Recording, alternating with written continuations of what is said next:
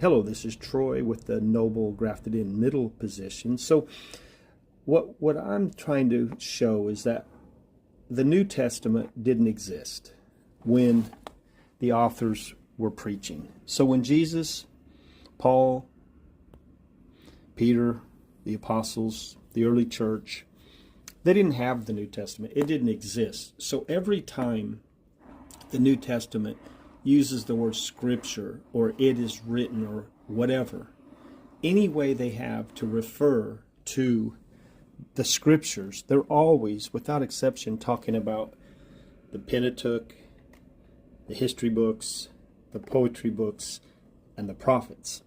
So covenant theologians, despising Israel, have decided a covenant, like a convenient covenant combined with the word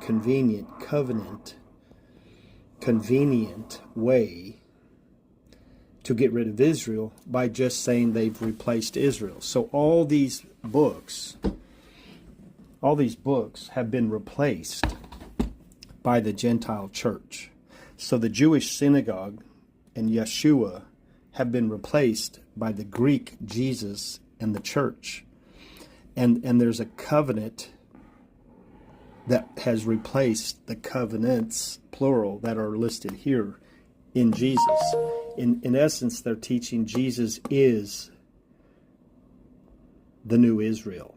Now, some people decided that's not really the case, and they've decided that the prophets are still yet future.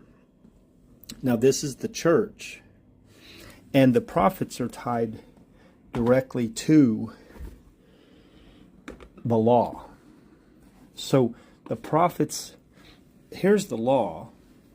So they call this age, like you could see the rapture, the Pentecost happening right here, the birth of the church happening right here, and then the rapture of the church will happen right here.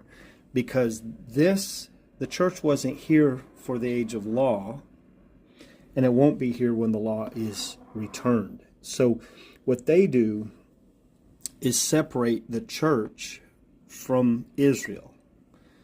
But they don't take and get rid of the prophets. They just put them in the future and then say we'll have nothing to do with them. So in essence, both groups have completely alienated themselves from Israel.